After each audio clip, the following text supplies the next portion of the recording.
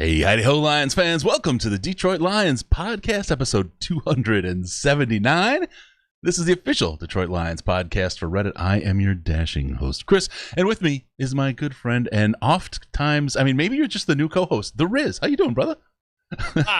Let's not make that official, but yeah, I'm happy to be with you. I'm happy that I can fill in. Sorry the Case couldn't be with you all, for those of you Case fans. Yeah. I'll try to do my best to be Case. It feels like it. You feel a lot like Case. Woo. All right, let's talk about today's show. We got a lot going on. Hit the deck. It's pay dirt time. We got that one. That's a good one. Practice squad changes you need to be aware of. Stafford will always be our MVP. Around the division and a whole lot more. We got a great show lined up. Riz, are you ready to go, my man? Let's do it. Let's kick this off and break it down. All right. Couple of quick announcements first. Check us out and help us out on the Patreon. Special thanks to Dylan from Guam! Oh, nice. I thought you were going to burp that one out by the way you were warming up there ahead of it. That was good. That was a big one. Of course, our very first donor, Mathis and Brian Burkheiser from I Prevail. New video came out in the last week. New video is amazing. It's wow. great. It's worth watching. It's a throwback to when videos actually told stories instead of dudes just dancing around. It's awesome. Yeah. I love it. My wife loved it. My mother-in-law loved it. Wow. So that tells you how good it is a video is. Touching story, right? They go and it's so well done. If you don't want the feels, you might want to avoid it, but it's definitely worth watching. It's a great video. I Prevail band.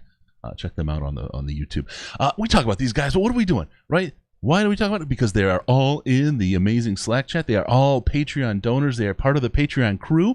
Join the Patreon crew. Support the show. We appreciate all you folks who do that. It's patreon.com/Detroit Lions Podcast. Patreon.com/Detroit Lions Podcast, coming to you from the Wisco Boiler Studios.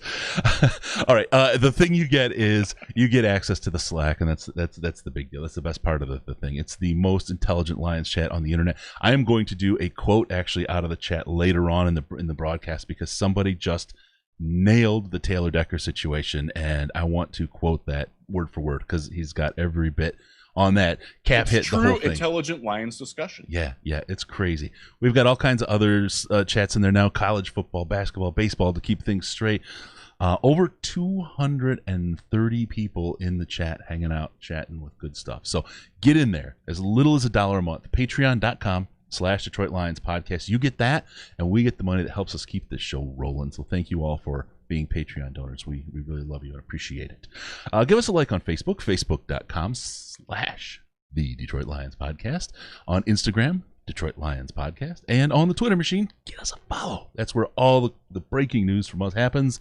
Everything gets broken on Twitter at DET Lions Podcast. DET Lions Podcast, the very best place to see a drinking Riz with no pants. That's right. All right, subscribe on YouTube, youtube.com/Detroit Lions Podcast. Please hit us up there and subscribe and hit the bell. We appreciate you subscribers. You really do help us out when you do that. So youtube.com/Detroit Lions Podcast is our channel. There's a funny Blandino video there at the beginning, but give us a subscribe. It's really appreciated. Fantasy football, don't forget about that. The draft is this Sunday, September 6th, so do not want to miss that at all. What else do we got going on here, my friends? iTunes, Stitcher, Google Play, Spotify, iHeart, Pandora, all the places you find your podcast. Give us a 5-star rating if you would. We appreciate those ratings are forever. They last forever, so we appreciate the 5 stars. If you want to give us something less than that, go over to the subreddit. We are there every week, top of the subreddit. We are sticky. Give us a comment in there, and we will be happy to talk it through with you and make it all better. We'll make it all better for you. Lastly, give us a call via Skype, Detroit Lions Podcast. Detroit Lions Podcast, all one word, or on the Lions line at 929-33-LIONS, 929-335-4667. Leave us a message and get a chance to hear yourself on the show. Let's kick this off and break it down. Just like how we did it that time. The video is a lot of fun. I really enjoy doing the video side. We'll never take away from our friends in the audio part because we started out as an audio and we've got all the support from our podcast listeners, but the YouTube show really does add a whole new dimension, doesn't it? It's definitely more. It's much more engaged, and I don't know if it's user friendly is the right word, but it's certainly more interactive. It feels more engaging to me. Accessible, right? I like being on camera, so maybe that's part of it. Well, with hair like that, who wouldn't? I had perfect hair last night. It's not there today. I'm sorry about that for you folks that are watching. I'd hit it. I'm just telling you. All right, let's from hitting stuff. Let's go to hitting pay dirt. See what I did there? Taylor Decker. Segue. Look at that. Taylor Decker hits pay dirt. 6 years, $85 million. Holy cow, he's overpaid. He's terrible. He's a failure at left tackle. Oh my God, Case, Riz, whoever's here with me today, what is this going to do to our salary cap? Is this an abject failure from Bob Quinn? Should we fire him and Matt Patricia today and just start over? Oh my. You know, I am very honestly grateful that I did not hear any of that at all from hardly any Lions fans. Even the Facebook comments, which is normally like the dearth of my existence, it makes me want to crawl into a hole and have dirt thrown on top of me. They were surprisingly supportive of it. They're like, you know what? All right. It would cost that much to replace him for somebody who's that good. It's market value. And I think it is one of those deals, and I am in agreement with the universal chorus here.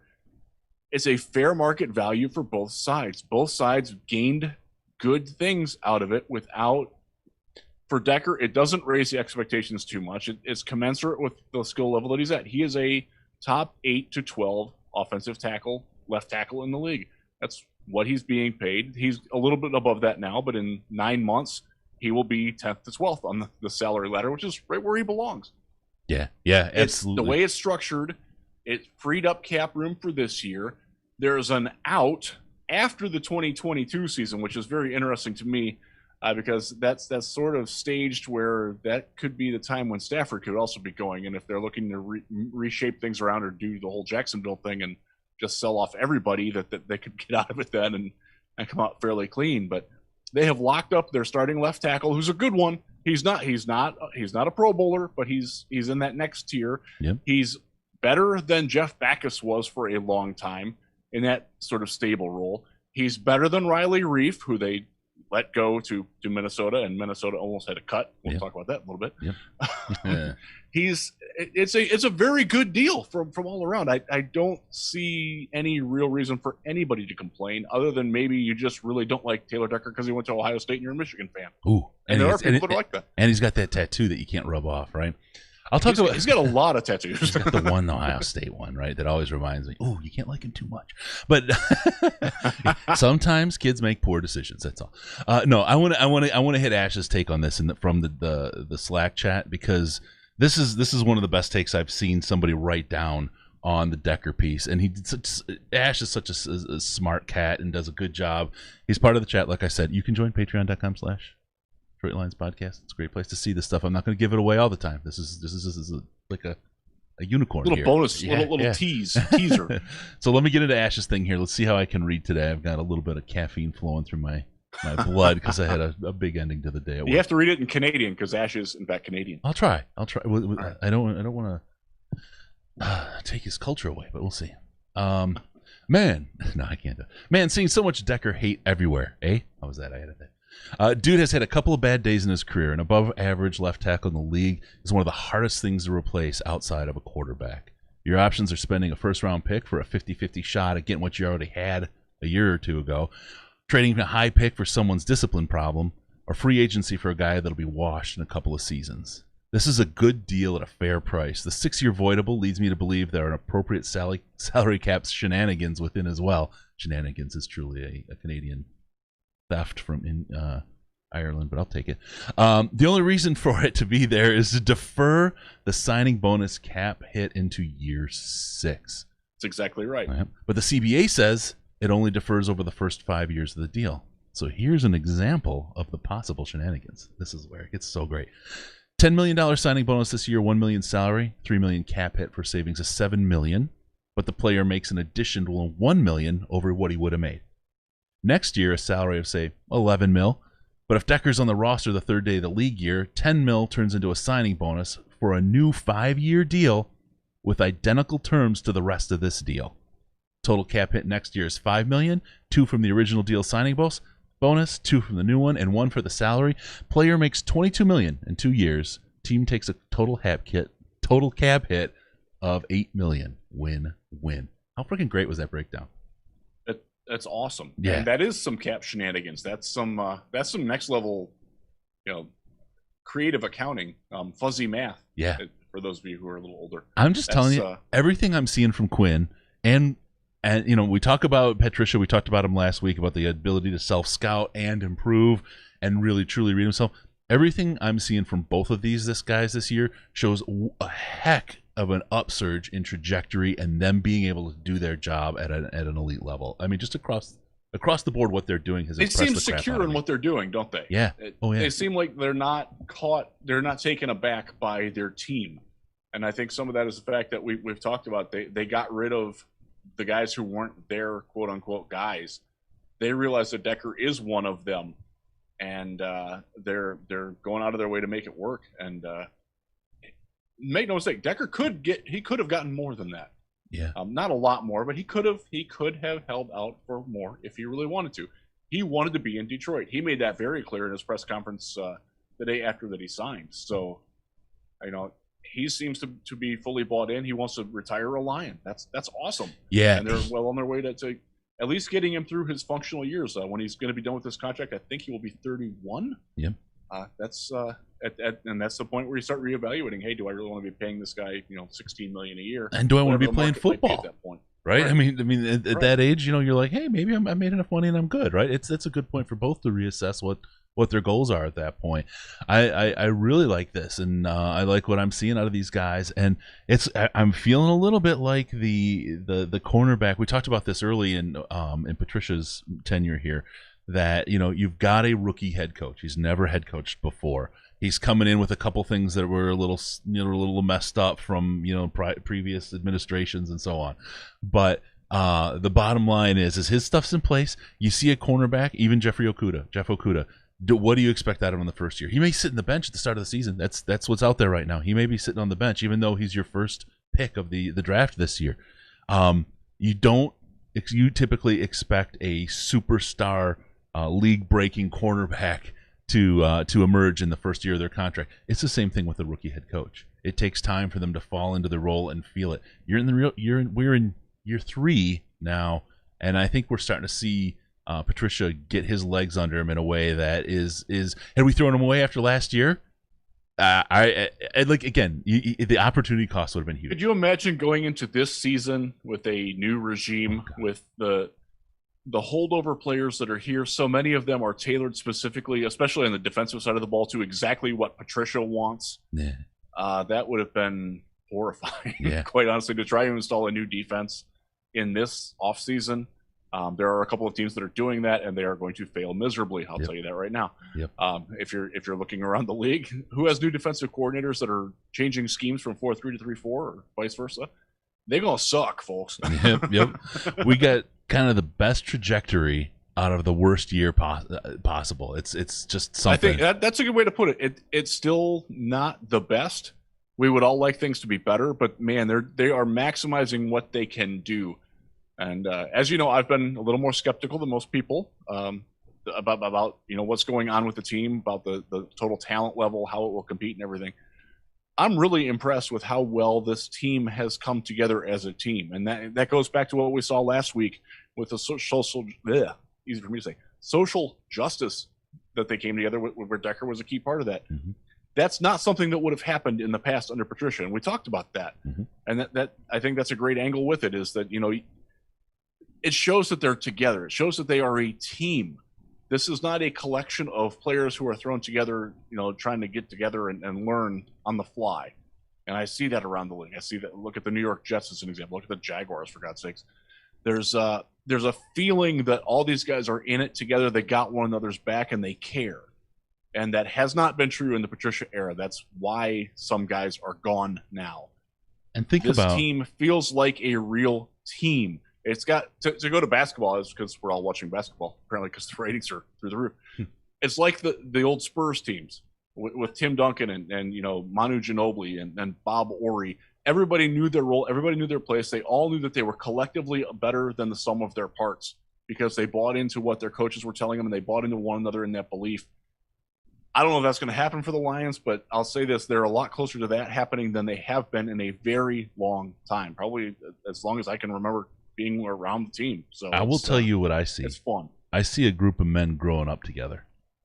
The coaches, the players. You've got a lot of young guys in this team, and there's a bond, and that you see in championship teams, right? As you talked about, teams that win are do your job teams, but there's a different kind of affirmation between the coaches and players right now. San Francisco last year is a great example of that. Yep. They had a lot of guys that hadn't necessarily performed as well as they should have over the courses of their young careers.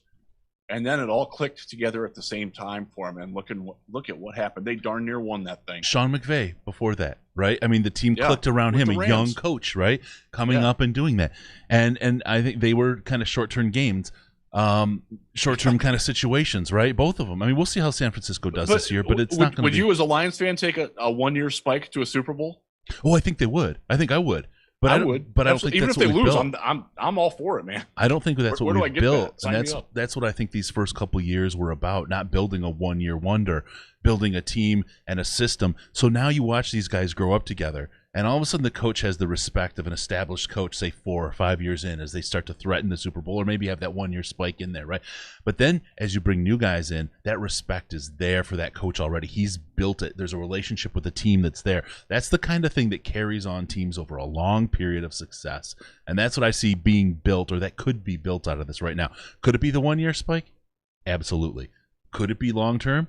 Absolutely. This team, again, you look at Taylor Decker's contract and how it worked out and how everybody walked away happy. Everybody got what they wanted. That's the kind of thing you look for at a team that can build long-term quality. And it's different than Belichick. Belichick just threw things away like they were trash, right? I mean, that's just like players were whatever they were in the moment, and then we didn't need them, and they scrambled it all up.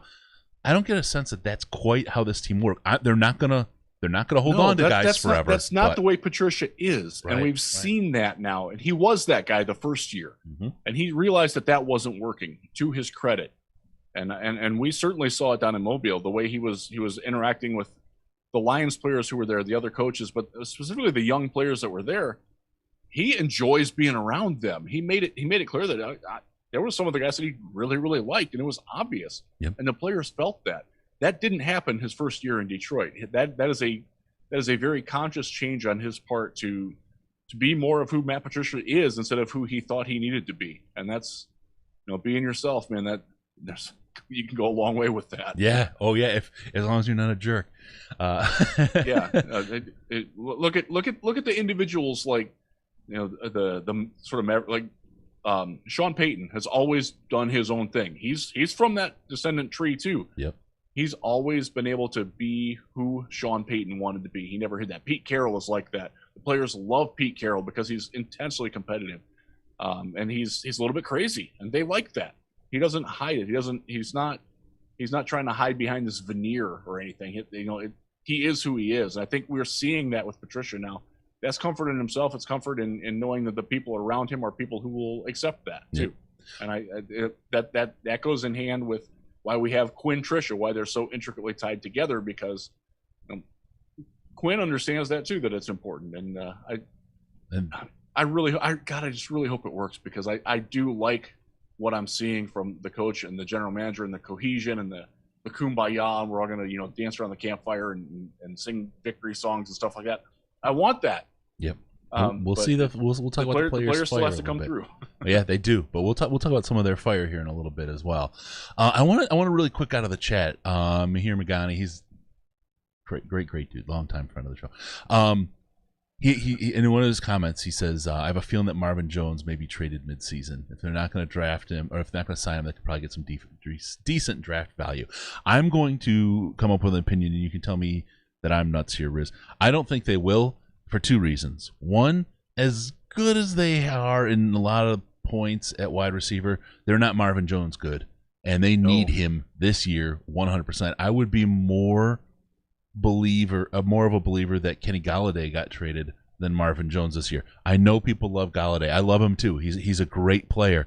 I just Riz pointed out a lot of things in his rewatch that I saw where he could grow out of them. He could certainly be that stud that everybody believes he is, and I'm not going to say he's not. That's not at all what I saw. But much like people hate on Decker more than Decker deserves, I think people love the general consensus on Golladay is a little higher than maybe he's earned. All right, you can tell me I'm an idiot, Rick. I think if Golladay does not have a contract extension by next Sunday, that's 13th, the 13th, if he's not signed by week 1, yes, he's much more likely to be traded than Marvin Jones is, because that would be an indication that they're either going to have to franchise tag him, or they're just not interested in paying what he thinks his market value is. And that's what happened with Golden Tate. They loved Golden Tate, and he was a very proud contributor to the team, and he wanted to stay, but he wanted to get paid more. And the Lions had a firm figure in mind of how much he was worth to them, how much cap resources they could, dedicate to him. If Golladay wants to be paid $20 million a year, he ain't getting that in Detroit. Somewhere else, yeah. Yeah, and if he's going to hold to that, and I don't know, I'm just making that number out of air. I don't know if that's what he's asking for at all. If that's how he wants to be paid, he's not going to be in Detroit, and nor should the Lions pay that much for him. That's Julio Jones money. He's not Julio Jones. Would it be great if he could step up another year and take that proverbial next step? Yeah, that'd be great. But he's not DeAndre Hopkins. He's not Julio Jones. He's not AJ Green. He's not Larry Fitzgerald. And the argument, and it came in, Mike, love you to death, brother. Galladay's hands and no injury history, love him. Staff doesn't mind throwing into tight windows. But boy, wouldn't it be great for Stafford to have a target that didn't need tight windows? Wouldn't that be great for a guy that could get separation and create situations where, I have an open man. As our friend Chris Robbins points out in the chat all the time, Golladay, the lowest separation rate of any wide receiver on any team last year. Yeah. It's hard to justify paying top $5 for that. Did he produce? Hell yeah, he did. I think when he didn't, especially if this team's off to a slow start and he's not signed. I do think you're right. I think he would probably be, because he will bring back, because there will be teams that'll covet him. Yep. Especially a team that's looking for a wide receiver that's making a playoff run. That might need it. New England would be an example of that, because they're certainly poor at wide receiver, and they could still be in the playoff picture. that's the type of thing. I hope we don't come to that. I don't think Marvin Jones will be here in 2021. I hope that he rides off into the sunset after a victorious 2020. He's going to be in a position where if he wants to keep playing, he's going to want to get one more big payday. And again, I don't think that's coming in Detroit. That's going into the future. Yeah. Now, if this team is 1-4, and Stafford's hurt, I could see both of them being sold, or certainly Jones being sold off. I could see him asking to be sold off. If they're 10-6, I can see guys wanting to stay too because they love it here, and they love their coaches and they love the staff. That brings a lot. That saves you money. Right, the Patriots used to save money because they were winners all the time. Right, you can get guys exactly a heck of a lot cheaper when you're going to win a Super Bowl one every other year. So yeah, there's that. Mike, the question if they can scheme him open, they've tried. He's just not getting the separation. It's just that's not what he does. Yeah. You know, he is not fast off the line. He's not quick laterally. He wins vertically, not horizontally, not with precision. He wins with power and skying ability. Yeah. He made his money in Illinois. Or was it Northern Illinois State, right? Where he went Northern Illinois. Northern Illinois. He did not get open in the MAC. I saw him in person. I was actually on the sideline when they played Western Michigan. I'm like, yeah, you know, he makes fantastic catches, but dude, he wasn't getting open in the MAC. That's how he made his money. He made fantastic catches from bad quarterbacks. He's really good at what he does, but what he does, I think you saw the what's the word I'm looking for here? The maximum that it could possibly be last year. I'm not sure that he's going to be able to replicate that again, and I don't think he can take it any higher. Maybe he will suddenly, you know, develop, you know, working on ladder drills all the time, and his footwork is suddenly sharper and crisper. Maybe he, you know, loses a little bit of mass, and it makes him a little bit quicker. But that's just not who he is. He's not that precise route runner. He made his money in college catching horrible passes from bad quarterbacks, and he was amazing at it. Absolutely His senior amazing. year, they had 4 different quarterbacks. Mm-hmm. And last year, the Lions had 3. He was really good. He was really good with Blau, honestly. Yeah. He picked it up. And that's one of the reasons why I am encouraged about him, was because he did play really well. After Marvin went out, he realized that he needed to step up his game, and he did. And if that Galladay can come back and be that guy again, then yes, he will be able to take it up, or at least maintain what he did last year. And that would be great for the Lions, because they're long term at wide receiver, they're in some holes. But if this could all be moot by the time you listen to this, he could have an extension done. Yeah, and you'll see that's been indicated to several of us in the media, that it's being downplayed in certain avenues, but it sounds like, from what a lot of us have heard behind the scenes, it's close. Yep. Fingers crossed on that, because I would like to see him locked up. Would love him here for a long time. Keep number 19 here for another 4 or 5 years with Decker. Yeah. That's building around your own draft classes. That's exactly how good teams are successful. Yep, 100%. All right, really quick, I have to talk about fantasy football. We only have 3 positions left. Draft is this Sunday, the 6th. Get in. They're Champions League positions. It's where the big money's at. Get in here. Over my head. Yeah, it's a noon Eastern time draft on Sunday. Check your spam filters if you're already in, because everybody's gotten an email. And if you're having problems, email dlpfantasyfootball@gmail.com. Let our man Ash, who had that great comment, he's commissioning this year again. Let him know that you didn't get your email if you've already signed up. But you should have all your stuff. There's a couple of folks that haven't entered the league yet, so get your stuff together. September 6th at noon Eastern is the draft. There are 3 spots left in all the leagues. I really want to say thank you to everybody who's joined up. It was a COVID year. It was a crazy year, and you guys really came through for us. It's, like I said, is our biggest fundraiser, so we appreciate everyone. If you want to get in, the league that has openings is playing against Case.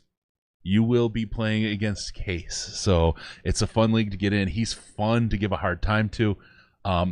He will likely, when he's doing football, be under the influence. So that's a lot of fun on its own. Head on over to fantasy.detroitlionspodcast.com and click on the Champions League. Get in there. 3 spots left only. So there you go. All right. Nick Bodden, injured reserve again, and it just might have cost him the big game. We've got second time in 3 years he's gone on IR before the season starts. A lot of love, a lot of hope for him when he came in. A lot of people saw a lot of possibility and big things, but we've got Mr. Kabinda coming in looking like he's going to take that role. And I will credit my Lions Wire colleague Eric Schlitt and Ben Raven from MLive, who have both consistently trumpeted that Kabinda at about day 3 was as good at blocking and run blocking, clearing out holes and finding the hole and locking on as Bowden was, and he played it his whole life. Yeah. So that says a little bit about both guys there. I'm happy that they're finding a spot for Jason Kabinda. He's a really good guy. He's a good human being off the field. You like to see guys like that succeed, and he wasn't going to make it at linebacker. So it's sad that Bowden is going to wash out. He's going to be, he's on IR. The odds of him coming back after this year are not good. In fact, it could be one of those cases. If he thinks he can wind up somewhere else, he will ask the Lions to waive him off of IR so he can sign on somewhere else. That I don't know if that's going to happen or not, but I think he understands that they weren't all that thrilled with how well he played last year. Anyways, he did not play all that well. He was a tip-off because he's worthless in the passing game. He was a tip-off that they're going to run the ball when he came into the game. Yeah. As soon as he was lined up there, that safety crawled up into the box. They brought an extra linebacker onto the field. It was a dead tell that they were going to run the ball, and he is not a good enough blocker to make that happen. I don't know if Kabinda can catch. He did play. He was a wing back in a wing T offense in high school. So I assume he at least has some ability to catch the ball. Right. I haven't seen it. Won't that be something to see him marching across a goal line? Oh my God! Just boom, boom, boom. He's a thickly built dude too. He's Oh my God! It is Sir Mix-a-Lot booty thick. You're quick with that. I love it. Yeah, I'm excited for Kabinda. It sucks to see Bowden go out, but again, I'm not sure that they certainly didn't get worse at the position. I was a little disappointed that Isaac Nauta didn't move. I know that they tried him for a couple of days as sort of that H-back move, fullback type thing. Every account that I heard was that it didn't take. And that's a little disappointing. That could mean that he's another draft pick that could be on the way out. Yep. But yeah, Bowden, see you, dude. Sorry. Yeah, hey, thanks for trying, man. Yeah, thanks. We got nothing but love for you, but it's probably done in Detroit. Over under on puns on the Penasini fantasy football team names. Oh dear Lord! For the record, I'm Penasini Penasauti. Rinse and repeat. Oh, I couldn't. That's the only joke I've made with his name ever since the pick. I mean, I respect him for everything he's done. I hate to do it, but fantasy is the place where all bets are off. I haven't actually renamed my team yet. I just have a generic one up there. I will no longer be Darius Slayer. So I gotta find something new. That'll be helpful.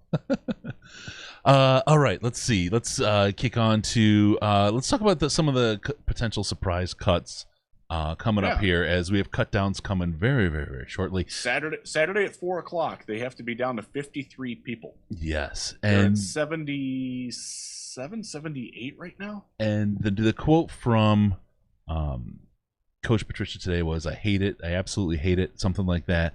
I get it, man. I've watched enough Hard Knocks, which, by the way, is good this year considering the situation. I've actually enjoyed it. It's different for sure, but I've enjoyed the show. Maybe it's because I get to see my house every now and then when they do the flyovers, but my old house. No, I've enjoyed it a good deal. I caught a little bit about where Pep Hamilton was talking to Justin Herbert. And my thought was, Pep Hamilton has ruined a lot better quarterbacks than Justin Herbert. I hope he's ignoring him. That's like the only scene that I've seen. So and him telling Herbert that he's slow. Yeah, that's a great way to build up a guy's confidence. Yeah. My God, that guy cannot coach. Oh my God! I will tell you, Herbert. Now again, this was no pads when everyone looks good, but he had some throws that were really impressive. I was like, okay. Oh, he can sling it. Wow. He's got the Brandon Whedon disease, though. If you get pressure on him, oh my God, no! I just hit my hand. You shouldn't squeal. It's not very becoming. All right, so let's talk about the Lions. Let's talk a little bit. Cut day. That's what I was alluding to. Hard Knocks on. Yeah. So it's so hard to watch. It's so tough. One of the possible cuts is Isaac Nauta. Yeah. Now they don't really have a fourth tight end because Hunter Bryant is hurt. I would expect him to be put on IR soon, very soon, but if wait, not already. I think the Bears are carrying 6 tight ends at this point. Why would we not carry 4? Oh man, okay. Can we stay on the tight end for a second? Sure, This wasn't on our little syllabus beforehand. Jesse James came out today and said, "I sucked last year." I'm proud of him for acknowledging that he didn't play well. That gives me hope that there's some self-awareness there that he's going to try to do better this year. Because I have dogged him hard, and I think he deserves it because he was awful last year. He was stealing money from the Lions last year. He deserves so much credit for that, though. He deserves so much credit because there's guys that know they're doing terrible or did terrible, and they still won't admit it. They won't just own it, right? And like that's a David Njoku. Brown, right? And there was a couple times he would say something or allude to it, but he never meant it. You know what I mean? That was just part of the game for him. He never meant it. That's really good to hear that Jesse did that because we felt like his ceiling is so much more. His floor even seemed higher than what we got from him last year. You know what I mean? Yes. This was not Jesse James on the field. He was a much different, better player. I hope that he gets back to being that. I'm not. That's really cool. Yeah. I'm very happy that he acknowledged it, and I don't want him cut or pilloried anymore. I'm happy about that. Yeah. Okay. So, and this is, Jordan asks in the chat, he's late, but did not have fullback skills. Does Kabinda impact him? There's your answer right there. He could be very easily impacted by the move here. Kabinda is the number 1 right now, right? He is the guy at fullback. By all accounts, and I heard both Mikey and Raven say it today, that Jason Kabinda will be the starting fullback for the team. Yep. And he will be that. He's on Chris Burke's projection as the fullback. He's on Eric Schlitt's projection as it. He's on Reisman's prediction at it at Pride of Detroit. Yep. The guys who are there all see it. So I'm going to go with them on that. I'm going to tell you something else. I'm going to go back because Hodges just clicked something in my brain in the chat. He said, I like that. Jesse James is invested. Here's a guy who knows he's not going anywhere because the cap hit is a mess. He didn't have to do that. You know what I mean? Yeah, this is a little taste of a guy who's bought in and knows he needs to bring it. I don't know. That really makes me feel good, Riz. Thanks for sharing that.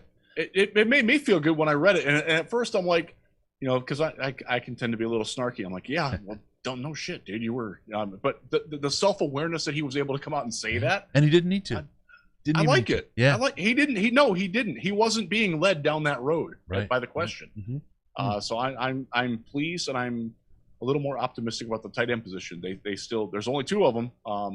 Matt Sokol probably not going to make it. As much as I like the kid, he probably doesn't. I still think this is my bold roster prediction. This is foreshadowing an article that will come out tomorrow on Lions Wire. The third tight end, I don't think he's on the roster right now. I think they're going to wind up getting somebody who gets cut from somewhere else or traded from somewhere else. So. From Chicago. You think Chicago will pick up Nada?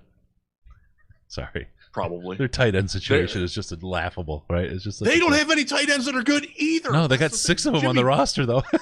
Jimmy Graham sucked last year. He was awful. We saw it. yeah, he was. He's okay. Anyone else that might surprise us out of the cut range? I don't think Bo Scarborough's making the team. There is a log jam. He's hurt. They're not gonna IR Swift, even though he's probably. This is another thing that has come out in the last couple of days from a lot of the guys who have been in Allen Park every day. Is that DeAndre Swift? Do not expect much from him the first couple of weeks, anyways, because he has missed 2.5 weeks of practice. He was back in limited capacity the last couple of days, but he has missed a lot of the install. Don't expect. And this is me reading from what I have heard from them and how I know these guys and how they talk. I think Ty Johnson will get more action over the first couple of weeks than DeAndre Swift does. So if you're playing fantasy, you really don't want Swift. Wow. And Ty Johnson, by the way, has been great. And that's another reason why you can get rid of Bo Scarborough, who is hurt. They brought in Jonathan Williams to sort of share that role. Mm-hmm. And everything I've heard about Williams is that he's really, really good, but he fumbles all the time. And that ain't going to fly. So that gives Huntley you're basically choosing. So you're choosing here. You got to do a little math. Yeah. They can't keep Huntley and Scarborough and Ty Johnson. They can't keep all three of them. Right. If they want to keep Huntley, they got to get rid of Scarborough because they're not getting rid of Ty Johnson. So they're, and carry on and going anywhere. Swift isn't going anywhere. That's what it is. If you don't think that Huntley is worthy of baking on the team, that's fine. Then Scarborough can get in. But if you're putting Bo Scarborough on the team, you're not putting Huntley on the team because he is not winning the return job. That's Jamal Agnew's. Jamal Agnew apparently showing out at wide receiver. Yeah. That's a very good thing, by the way. Yeah. Kabinda and Agnew, the two that you never thought. I mean, like I know right? Weeks ago. Who did I hate last year more than any two players in the Lions? Jamal Agnew and Jesse James. They both come out and impress the hell out of me. So, that's how my life goes, Chris. But Kabinda and Agnew. Oh, I'm not doing it on the other side of the ball. Oh, no problem. I'll just switch sides. That's okay. I'm good. Where you want me to play, Coach? They're balling out. Those are football players right there. Those are athletes. I like that mentality. Woo, I like it. Love that. Yeah, that's really something. So there's you got to do a little bit of math there. That one of those two isn't going to make it.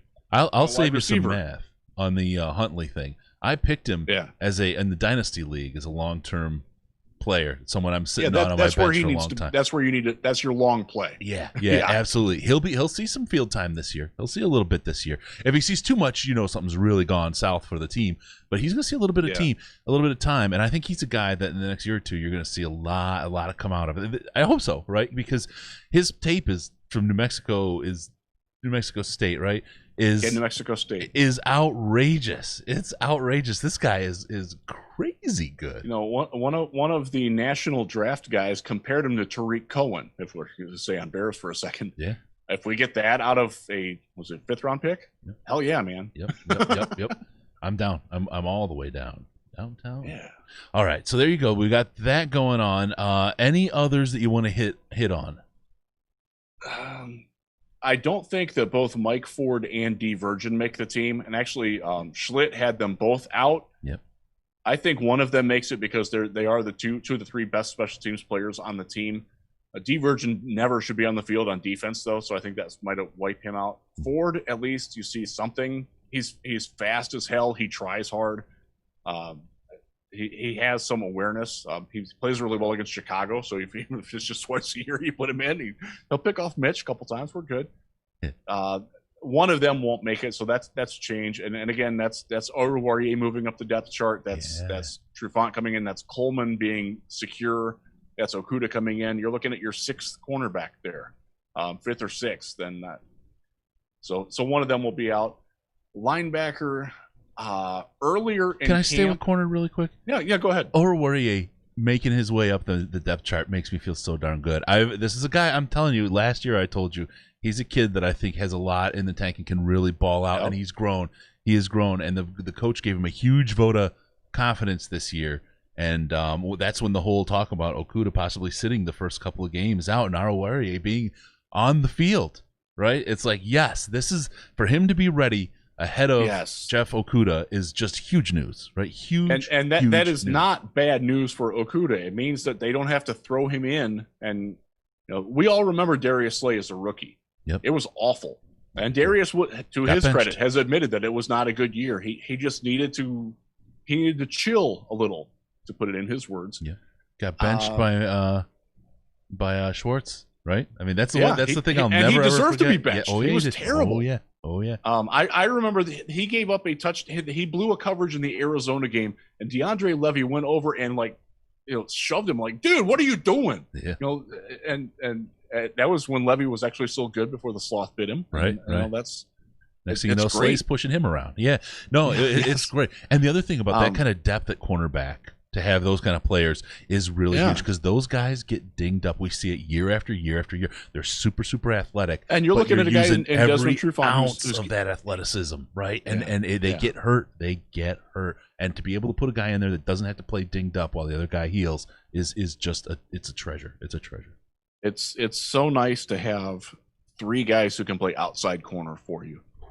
God, that's a luxury right there. Yeah. I liked Oruwariye in the draft process. He played pretty well last year. There are things he definitely needs to clean up. He's got to locate the ball better, but that's, again, something that can be coached up. And more experience will help him on that. Yep. And it, again, if it keeps Okudah from having to play, 90% of the snaps, if he only has to play 70% of the snaps or even 50% of the snaps until he gets his feet wet, and they don't have to have him be, oh my God, this is the number 3 player in the draft. He's the 3rd best player as a rookie. Right. No, that's not the way it works. And if it doesn't have to work that way, that's great news for the Lions. Yep, absolutely. All right, and sorry, you have to give your tip of the cap to Trufant a little bit. Everybody has said that he's looked really well too, and that's even more. I don't want to say I was down on him, but I thought that people were elevating him up a little bit too high. I think now that he's settled in where he's at, and I think people realize that, okay, he's not a superstar, but he can be what Rasheed Mathis used to be. Yeah. And if we get a year out of Trufant the way that we got out of Rasheed Mathis when he came in, that hell yeah, dude. Yeah, sure. Give me that. Are you kidding me? All right, so I didn't want to turn you around and make you go back to cornerbacks, but I just wanted to hit Oruwariye that way. I love. And you're saying it's so much better. Yeah, thanks. I just love this guy. Oh, by the way, we talked about Hank Fraley last week. We're in touch. We're working that out, guys. We're getting there soon. He's a gem. Okay, move on. Whisper time. Sorry. Move on, my friend. Move on. Who else was you were going to go linebackers? I think. Linebackers, no? I think one guy who was on the bubble at the beginning of camp and played his way off of it and onto the roster, I got to make sure I say that right, is Jalen Reeves-Maybin. He's looked really good, and he will stick. And there were some questions as to him. Miles Killebrew is number 53, number 54 on everybody's list, and I will tell you, I don't know if he's staying or not. My guess would be that he probably does not make the team. And we will talk about him next in the practice squad rules, because one of the reasons why he might not make the team is because he's newly eligible for the practice squad, and he wouldn't have been normally. All right. No, that's good. That's good. All right. I had some, but I lost it. Sorry. I've got something for this. I was producing instead of, and I couldn't remain my thinking going. All right, let's talk. So our surprise cuts. There you go. Some looks at the roster. Anybody else you want to ping before we move on to the next topic, Mr. Brisden? I don't see any way that they're cutting David Blau. I know that seems to be a popular take that they're only going to keep 2 quarterbacks this season. I think everybody's keeping 3 quarterbacks, including the Lions. And by the way, I still think he's better than Chase Daniel. That's just. Chase Daniel's going to be my Jesse James this year. I'm going to whip on him mercilessly, even if he doesn't deserve it. Yeah, I need someone like that, and he seems. I mean, he's probably one of the few NFL players that I could actually kick their ass. So I'll go with him. Ooh, I'd like to see this. We're going to put a charity fight together. Get the. You want to do MMA or you want to do Foxy boxing? I've got 8 inches of reach on that dude. He has tiny arms, man. You want to do Foxy boxing or MMA against him for the final? I can't do MMA, man. My all the various body parts of mine that don't work anymore. I just need to throw. So you want the giant oversized slapper gloves? That'd be great. Yes. Oh man, that's good stuff. All right, step on my bad toe and I'd be done. Oof. All right, really quick. Speaking of you're in pain, sometimes you need to make that pain go away. And how do you do it? Well, with the lovable effects of CBD. Oh, it's legal in all 50 states. You can order it in the mail. Nobody's going to come and knock down your door or anything like that. Has all the benefits that you would find from cannabis except the THC. So you keep your head, you can go to work, you can drive, you do all the things you need to do. Head on over to cbd.detroitlionspodcast.com, cbd.detroitlionspodcast.com. I don't have it handy here, but went through the LT CBD cream. That cream works great for muscle pains. I'm into the other one that's their CBD, the Diamond brand. And I tell you, they feel about the exact same. The LT version is a little bit more of a menthol, so it feels a little bit more like the athletic style kind of sports cream kind of thing or whatever. But they both work just as well as each other. Less scent, almost unscented, but just a touch of menthol to the standard Diamond cream. They're gummy bears, the oils, the whole thing. It's all good. Oh, I think I have some oils right here, actually. Yeah. CBD oil. Make it in front of my face. Ooh, yeah. It's in a dropper. Yeah, you just put like 2 drops under your tongue, and it's like the flavors. There's nothing bad about it at all. Works absolutely great. If you need some help for sleep, I'm telling you, You want your level 4 sleep, your deep sleep cycles, the regenerative sleep that you regenerate your brain and your muscles. That's the way to do it. It'll extend those sleep cycles. It has worked great. I wake up, I'm groggy for about 3 minutes just because I woke up, and then I'm sharp on. I mean, but in the walk from my bedroom and doing the morning leak and over to my office to start work, I'm clear and ready to roll. But I'm super, super rested. It's great for muscle pains. For that, you got a little bit of anxiety, you want to take that edge off. It's amazing, and you don't get high. I know that's a downside for some people, but that's why it's legal.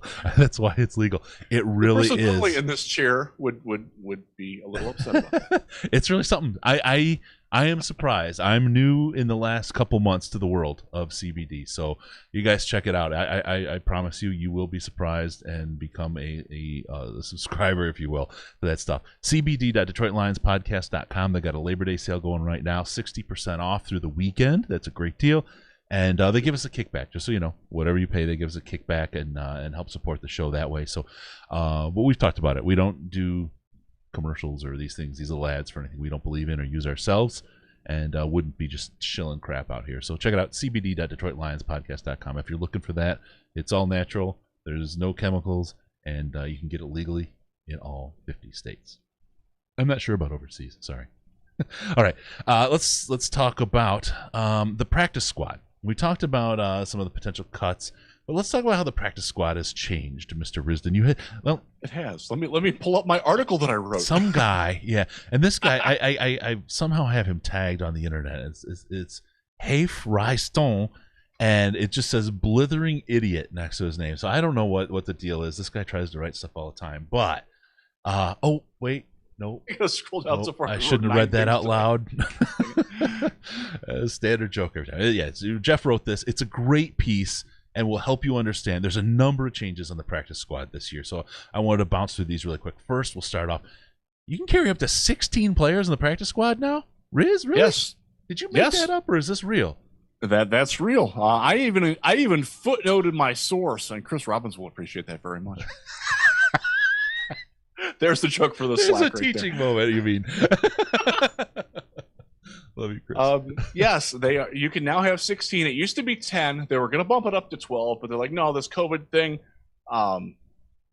it's going to wreak havoc. So you need to have 16. So they are allowed to keep 16 players on your practice squad now, and that's good for all year. Yep. And so they can start the practice squad. So cut down Saturday at 4.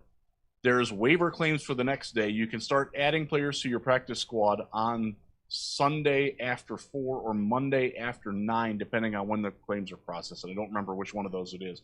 It's one of those. So they're not immediately on the practice squad. They do have to pass their waivers first.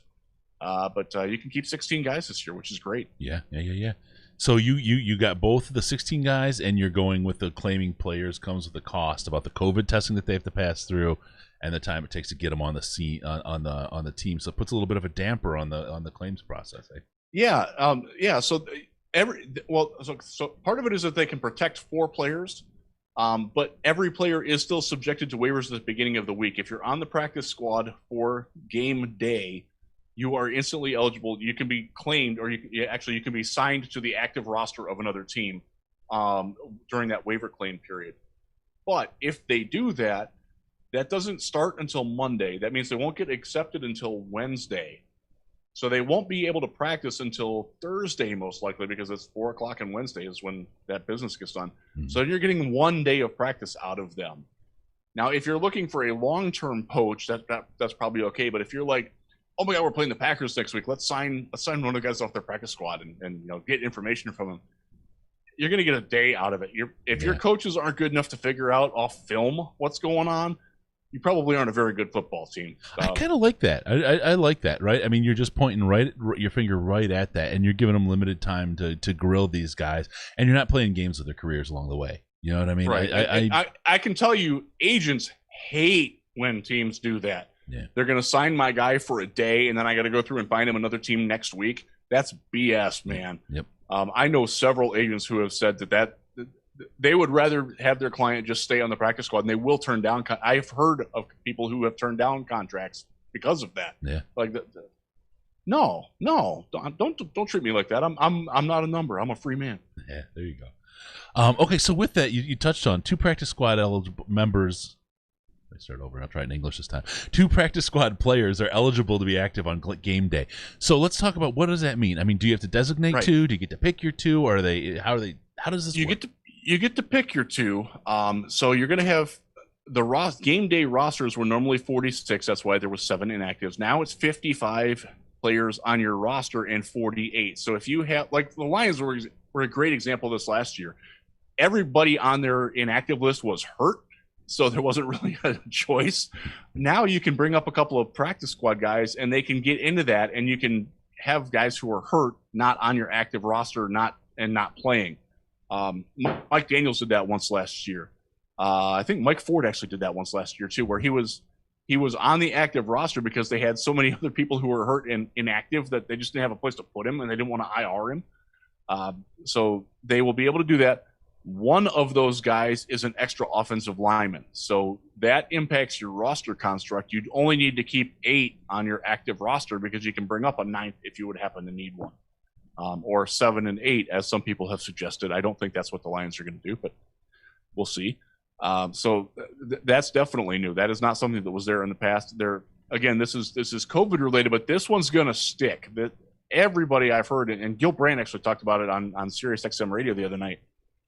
This is a rule that a lot of people have been pushing for a long, long, long time. There are a lot of people, myself included, who think that the game week inactives is a stupid concept. It's antiquated. It needs to go away. Mm-hmm. This is a step in that direction by making practice squad players come up. The glory of this is, though, that if you call those guys up, they know they are not then subject to waiver claim when they go back to the practice squad the next week. You can do it up to twice. So let's say Isaac Nauta winds up on the Lions practice squad, and Jesse James gets hurt for a week, and they have to have Nauta come up and be active for a week. He can go right back to the practice squad, and he's not subjected to waiver claim, so another team can't sign him away if he winds up catching 8 passes for 79 yards and 2 touchdowns, which would be awesome. Yeah. They can do that with every player up to twice, so twice per year. So that's a lot of insurance for guys that need to come up on an emergency basis. And you see guys do get lost like that. There was a guy for the Texans, and I can't think of his name now, like 3 years ago, big defensive end who got called up, and then somebody got healthy, and he wound up going back to the practice squad. Well, he wound up getting signed away. I think it was in Miami for a little bit. I really should remember his name. Yeah, but, I always want to go to Cushing when I hear the Texans defense, but I know he's not an end. But Roy Reach, sorry. Yeah, dude. Yeah. So you're free from that. So this is a positive development. No, that's different than the 4 protected players. You can protect 4 players for your practice squad. That means no other teams want to sign him away. No. You can't touch. No. You can't have him. Can't touch this. Little hammer on you. You realize that hammer time was like 30 years ago? Can you believe that? I do. I'm not sure you do, though. All right. I didn't mean to. Yeah. So let's say, well, actually, Penasini's going to make the roster, so I'm not worried about that. Let's say Huntley goes to the practice squad. If he's not claimed in those first 2 days, when all the roster shuffling is going on, they can protect him on the practice squad for the entire season. And he wouldn't have to be rushed onto the field, and they wouldn't have to keep him on the roster and burn a spot that they would use for somebody else because they can protect him there. That's what that's designed for. Wow. All right, and then vested veterans. Let's talk about that. There's an old crusty bastard's going to be on these practice squads now, huh? Well, and the example I used here was actually Miles Killebrew, because if you used to be a vested veteran, right? Which means that you have 4 years of accrued service time in the NFL, which Killebrew does, you were not eligible to be on the practice squad anymore. You either had to make the active roster or you were on the street. Now you can keep up to 6 of those guys on your practice squad. That means that Killebrew can go to the practice squad, and he couldn't have done that before this year. So that's one of the reasons why I don't think he makes the roster, quite honestly, because I think they can keep him. I think they'll stash him. Nobody else is going to claim him. Nobody's as gorgeous as Miles Killebrew either. He is one you have to keep around just for that alone. My God. I might start playing for the other team if he showed up in the neighborhood. I am serious. He's one of the few men that could do that. He's a very well built young man. Oh God, Yes, he is. Dream of being like that one day. I wish he was a little bit better at football. I think the Lions wish he was a little bit better at football too. But that this is designed for players like him. It's designed for a guy like Ode Abushi. So I will quote my colleague Eric Schlitt here. One of Abushi and Wiggins is not making the team. The other one can stick on the practice squad, and they would need. Both of them are vested veterans that wouldn't have been eligible before. That means that they have somebody who knows the system, ready to be called up right away in case of an emergency or an injury, and that's invaluable. Can I put my prognostication in the book for this one? Yes, please do. Abushi makes the practice squad, if you ask me. And I'm doing this not because I've seen him play, but because I've been taking more of an interest in Hank lately and watching his every, you know how I get, right? I go into the psychological side. My undergrad's there. I did a lot of work in the psych space. I just think the way that he's coaching and working with Abushi, he's the guy that's going to be on the practice squad. We will see. I've got my Quintrest at the Senior Bowl. By the way, I got some really cool new hardware. We're going to be so much lighter and faster this year when we get there. But anyway, got great stuff at the Senior Bowl. But it started with a Quintrest there when we were looking at players that may have interest from the Lions, and now I'm into the coaches' heads. Here we go. We'll see if I ever. Oh boy! Remind me never to make you angry. You couldn't, buddy. You could not do that. All right. Yeah. So that it's a very different world from the practice squad. It used to be as I wrote at the beginning of the article, forget everything you know about it because everything has basically changed and it's for the better. This is the league advancing, and from what it sounds like, there's going to be a big push to keep a lot of these implemented over the long term, and that makes me happy. Me too. Absolutely. I love that. All right. Let's see. I want to talk really quick. So great stuff again. USA Today. It's lionswire.usatoday.com. Sorry, I don't want to give people the wrong place to go. That was some guy named Jeff Risden wrote that. Great stuff there. Him and Schlitt keep pounding it out. The best Lions info. You couple that with the Lions chat and in our Patreon chat, the Slack chat, and you've got everything you need. And you guys are free still, right? Yes, absolutely. No charge for articles from the Riz or Eric or any of the guys over there, Scott, the whole group. So yeah, good stuff. All right, let's go on to our next piece. I want to talk really quick. It's not a huge issue, but I think it's a really cool thing. Ford Field and the Lions are allowing you to purchase cutouts. You can put your picture in a cutout that they will put in the stands in the lower bowl end zones for the home games. If you're interested, go to DetroitLions.com/cutouts. But all the proceeds are going to benefit Detroit Lions charities, which is like Lions Crucial Catch game. Who is it? The Henry Ford Health Systems Research. That's what they're doing there. They're doing one for the Tragedy Assistance Program for Survivors, TAPS, which is a great one for veterans and folks who came back from a tough time serving the country overseas, right? All the different Detroit Lions charities are getting money raised as a result of this. And boy, what a way to have a lot of fun. I've seen some pretty good ones. Isaac, World of Isaac, he's got one of him shoving a great. ton of food in his mouth. Great. It's great. Really cool. $150 if you're general public, $125 if you're season ticket holder. If you're season ticket holder, you already know about this though. And then you can do for $50 individual games. The Salute to Service game, the other, I forget what the other one is, but either way, you can there's a couple of special promotions on it, and from what I understand, if you have something Lions related on your cutout, it does get you lower in the seating bowl, you're closer to the field, like your Detroit Lions podcast shirt that you got from DetroitLionsPodcast.com. So go to DetroitLions.com/cutouts. And get yours today. It's a really cool thing for great charities, and it is. You might see yourself. That's cool. It's kind of cool. If you want to be at the game, you and I, neither one of us live in Detroit, so it would have been tough for us to get to a game at Ford Field, anyways.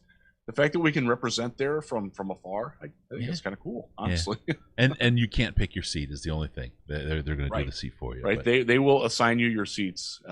And on your first come first serve basis. You folks spend so much time picking your seats anyway. You don't need this. So.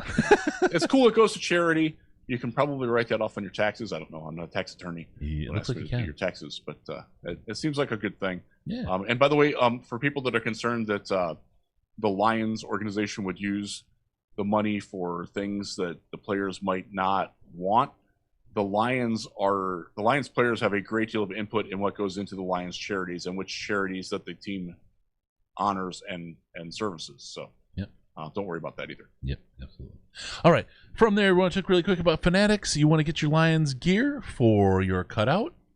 What better way to do that than be prepared so you get on TV, right? Get yourself a Silver Rush Kenny Golladay number 19 jersey and put it on. Yes. And they will put you, like maybe he'll go high five you at Ford Field after he scores a touchdown. Yeah. How badass would that be?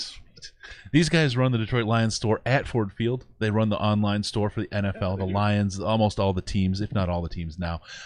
You head on over. You can, if you use our URL to get there, what happens is it throws a little cookie. It lets them know we sent you, and they give us a little kickback from it. And we really appreciate those kickbacks. It drops a couple coins in our pockets, right, Riz? And you head on over to fanatics.detroitlionspodcast.com, fanatics.detroitlionspodcast.com. Any kind of gear. Lions, if you want to get your college gear, if you want to get hockey gear, it doesn't matter the sport or whatever.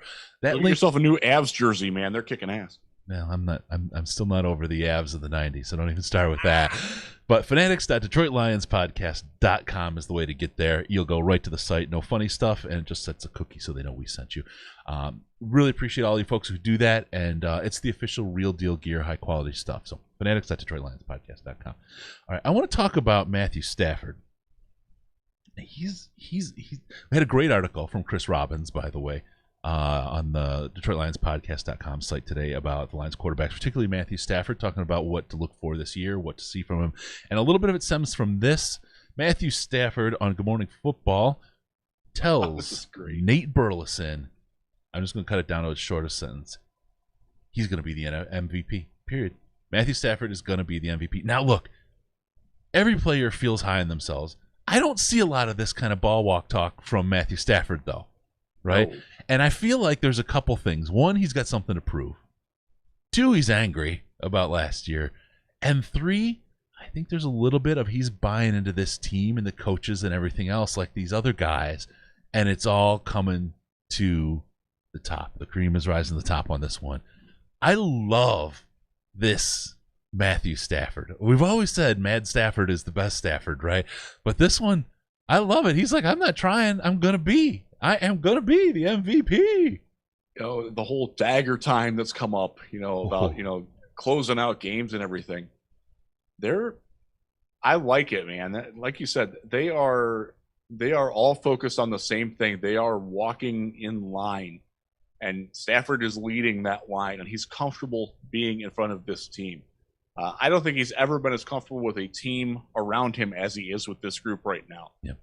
And that can mean something to man. And again, last year, he was on pace to match the legendary Dan Marino year.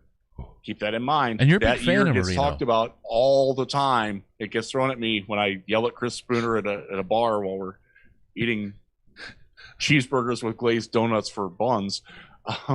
You really got to come to Senior Bowl. You really got to come, folks. This is a good time.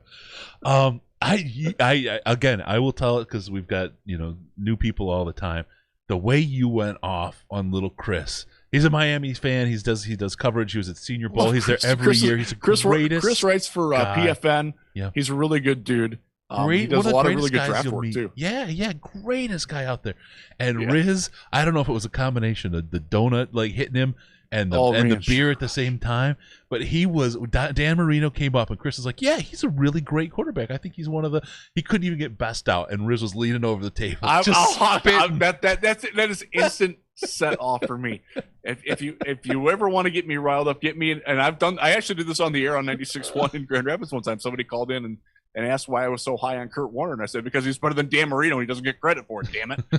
And I will have that argument with anybody, anytime. I will take Kurt Warner over Dan Marino any day of the week, any team, anywhere. See how easy it is, folks? Fire it up now, man. Let's go. Come on. There's my donut burger. Easy. Oh, man. Oh, we're getting closer. We're getting closer every day. All right, so yeah. No, but if Stafford can replicate that, I'll be like, hey, I'll take him. I really love Kurt Warner. I think the fact that he won a Super Bowl with the Rams and took the Cardinals to another Super Bowl. Yeah. That's Stafford winning one with Detroit too. That's the equivalent level of that. if Stafford ever does that, he's above Marino for me too, because Marino's a playoff loser and a douche. Yes, he's going to take pictures with fans and kids. Come on, don't be a punk like that. No, this is great to hear from Stafford. It's the I'm back, right? He's got the swagger. It's the little shrug that he gives after he throws the touchdown with the broken shoulder. My guy knows he has a running game this year. That's what I kind of feeling, man. It's all come together here, and there's no reason that Matthew Stafford can't better his best year. I really believe that. Will he? I'm not saying he will, but there's no reason he cannot. If he plays at the top of his game, that's exactly the way to put it. There is no reason he can't, unless he's hurt, and everybody has said he looks fantastic. Yeah, so I love that. I'm all in. I love me some Matthew Stafford. I've said it a lot. He's great. I love the play. God, it's really easy to root for him, and I love that he's getting the national love now. That a lot of people are getting in on it too. I love the way he and his wife play the social media game as well. You know what I mean? Kelly takes that role. I am absolutely certain his voice is behind a couple of those things that come up. I'm certain of it. Yeah. He's at least complicit in it. Yep. But he's not as ignorant as you think he is. No. But he doesn't have to deal with all the everything that comes with it, right? He's savvy as hell in the media. He does a great job. He's really doing even better in that. He's got a great friend in Burleson, so that was the right place to drop that bomb and get going on that. Really well done. This guy, after the NFL, which I don't even want to think about, but after the NFL, this guy has a hell of a future if he wants it. He is an absolute superstar, an absolute superstar. Love this guy. All right, it's great. It's great seeing him with confidence, and if that carries over to the field, the NFL is going to be looking at him. And so let's say he's not a favorite to win, no. But if this Lions team wins the NFC North, and they could. He's going to get a lot of looks at the MVP because they're not getting there without him being fantastic. As much as you like the rest of the team around him, he is the catalyst. He is the reason why this team would go 11-5, 10-6. And I will ask you: was Lamar Jackson the MVP last year, or was he predicted to be the MVP last year? No, he was not. No, because people were artificially down on him because they thought he could only run. Right. There's a lot of guys the league in touchdown passes that they're artificially down on, and they again. There's no reason he can't do it this year. That's where I'm going to be with Stafford. I have a staph infection, John, in the chat as well. Absolutely, they're awesome. Nice. All right, I want to get to a part. People were talking about it. There was the very first question we got in the chat today, and it's about how. What do you think the Lions are going to do this year? And I want to start it really quick with a question for the audience: how much Kool-Aid are you drinking? Okay, where are you at with this team? What's your prediction this year? And we got a couple ways you can do it. Riz and I are going to do ours, and then we got just a couple quick topics. So if you want to be on, call in after we do our predictions here. You can also do the Lions line 92933 Lions. Call that after hours, and we'll get that into next week's show for sure. Or the comments in the YouTube, use that as well. And let us know where you are. We really like the calls into the Lions line, though. That's my personal preferred way. I love them. Yeah, they're great. And we can actually then hear how much Kool-Aid you are drinking. We've got guys drinking gallons, chugging from the fire hose. We've got a lot of stuff going on. All right. So, Riz, I want to talk about you right now, okay? Because you've been number one. I just got to That's a belated last year. Riz was right. Boat horn sound off. Tommy Lee sound off.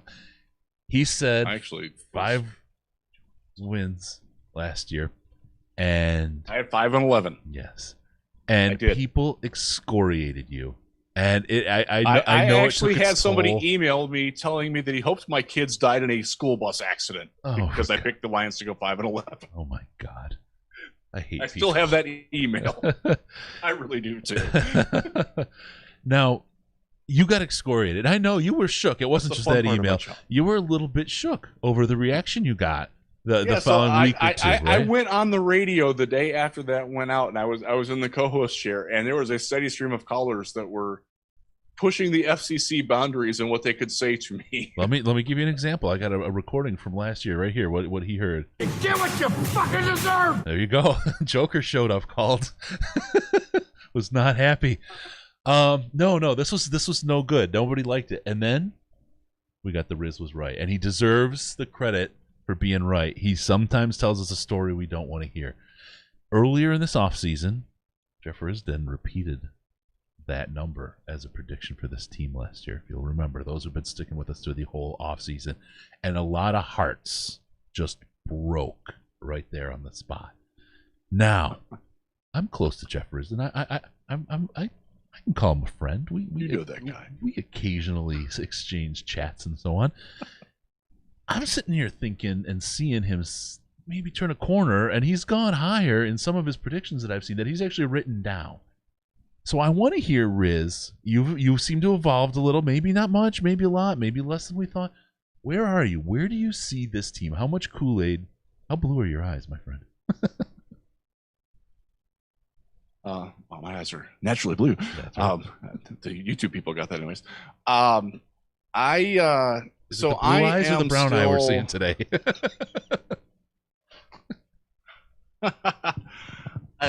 There's a range for this team, and we could spend all night talking about this. I'll try to keep it brief. I think the Lions are anywhere between a 5 and 9 win team, depending on health and depending on the health of their competitors, and predicting health this year. In not just from if there's COVID absences, but we're seeing a rash of hamstring injuries. We're seeing a rash of soft tissue injuries. DeAndre Swift, by the way, has one of those. It's going to be the luck of the draw on that. I think in terms of this team, this is a much better overall Lions team this year. I don't think, though, that they're better at offensive line, and that concerns me. I am not a Kool-Aid drinker on Hal Vaitai, Big V. Right. Is he going to be worse than Rick Wagner? No, he's not. Is he going to be better? I don't know about that either. He's got Hank the Tank taking care of him. We'll see on it. I think that if everybody on defense performs at their best, this team can win the NFC North. And the other thing I'll say with that is I don't think that any team in the NFC North is capable of winning more than 10 games this year. None of them. So I think that if they're able to pull off some of these wins, if they don't get shafted by the refs in Green Bay, if they stop Mitch Trubisky for once in Chicago instead of letting him win again, and he will be the starting quarterback in Week 1, by the way, then they have a shot at being right there in a very tight division. I think all 4 teams in the NFC North, you can make an argument that all of them could go 6-10. You could also make an argument that all of them can go 10-6. And I don't think that there's a lot of room above or below that for any of those teams, including Green Bay, no matter how many they won last year.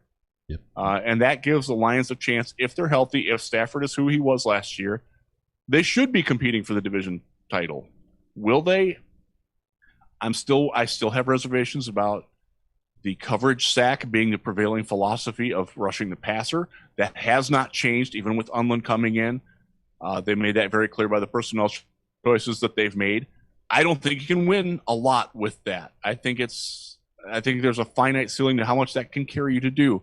I think if they need somebody to make a play on defense other than Tracy Walker, I don't know that they have that yet. They might. Okuda might be that. Oruwariye might be that. We might have that in Jelani Tavai as a run guy. I don't know. Maybe Jamie Collins does. I worry that they lack the top end talent to compete with top end teams on both sides of the ball. Not so much on offense, because I do think that if Galladay is who he is, if Marvin's healthy, if Hawkinson is what I think he's going to be, I think they're going to be really good. I will say this though. The dedication to running the football takes every time you run the football. And I said this last year when I watched the Packer game, was a gift to the Green Bay defense because you were taking the ball out of Matthew Stafford's hands. And I worry that they're going to do that too much again. And instead of riding an MVP caliber Stafford, they wind up giving the ball on 3rd and 3 and only gain 2. And then they settle for the Matt Prater 55-yard field goal attempt. That philosophy, I have to see that it's changed before I believe that it's changed. So that's why I am lower on them than a lot of people. I don't think that they're going to be better than 3-12-1. There's no doubt in my mind that they should at least double their win total.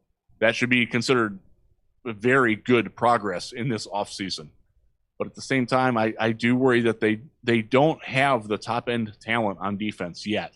Maybe some guys will step. Maybe Walker will prove that he belongs in that conversation. Maybe Okuda does.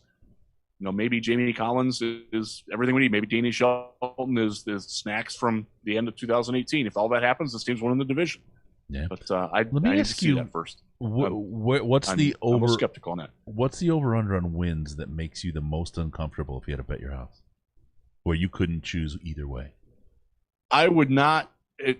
And I think it is actually at 7.5 at some books. I wouldn't touch that one at all. Yeah. Because I think they are 6, 7, 8 win team. Yep. And I will say 8 wins could win this division. I don't think it will, but it could. It could get you into a playoff spot if the East is as bad as I think it is too. It's going to be a street fight in this division this year. It is absolutely going to be a street fight down to the very last. I'm going to take a little different tack on this.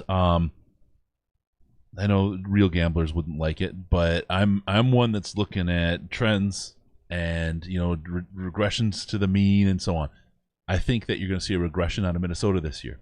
I think you're going to see a regression out of Green Bay this year, and that's what puts this division up for grabs and reachable by the Lions.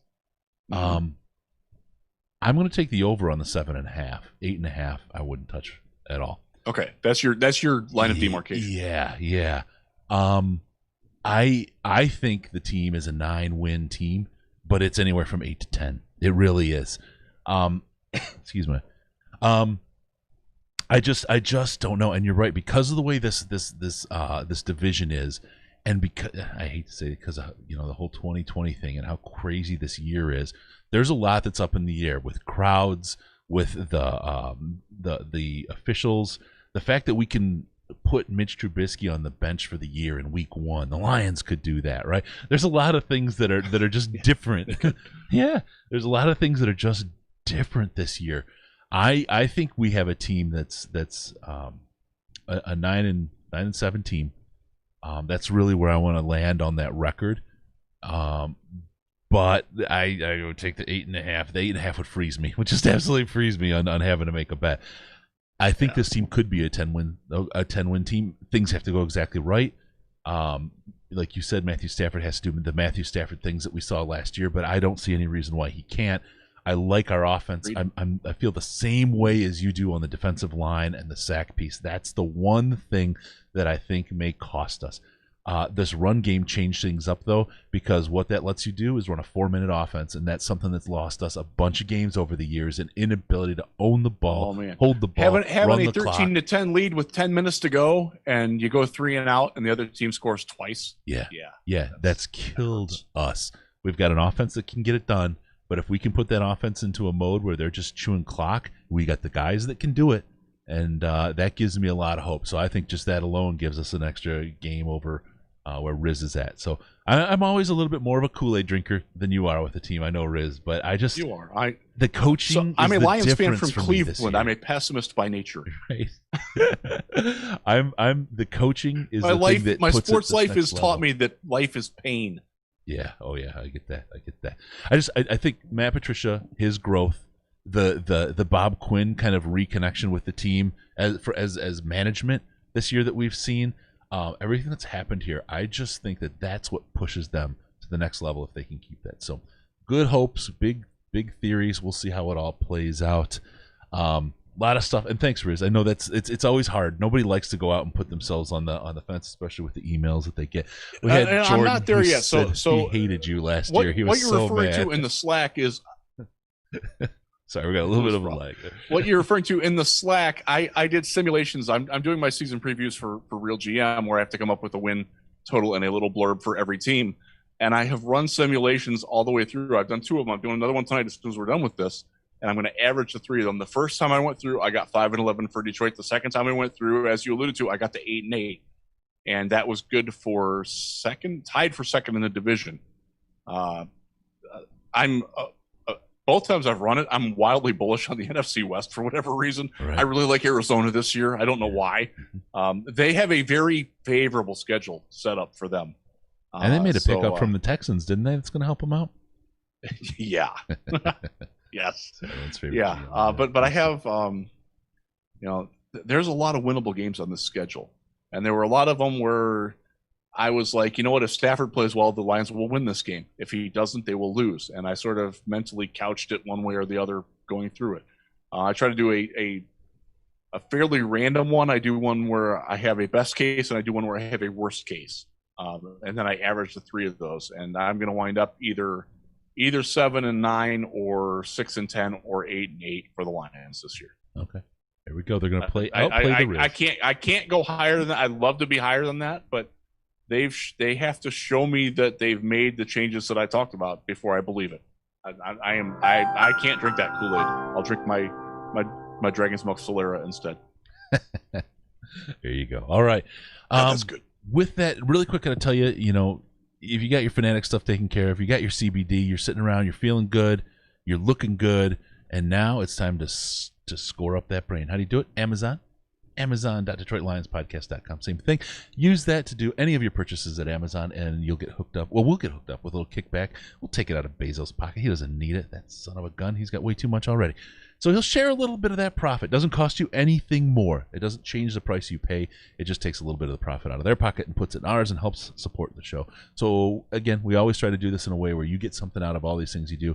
And this is an opportunity to help support the show by just using Amazon.DetroitLionsPodcast.com when you do your shopping. Thank you, everybody who does that. It means a great, great deal. I promise. It helps us out. All right, now two topics left here. First one is a quickie. If you have YouTube TV, as I do, as of today, you get the NFL Network. Cheers to you, my friends. Make sure if you've got custom channels set up on your guide, you have to go to a laptop or desktop to change it and enable the NFL Network. Get that all set up, get it going, and you'll have the network. You can see Matthew Stafford telling Nate Burleson that he will be the MVP next time he does it.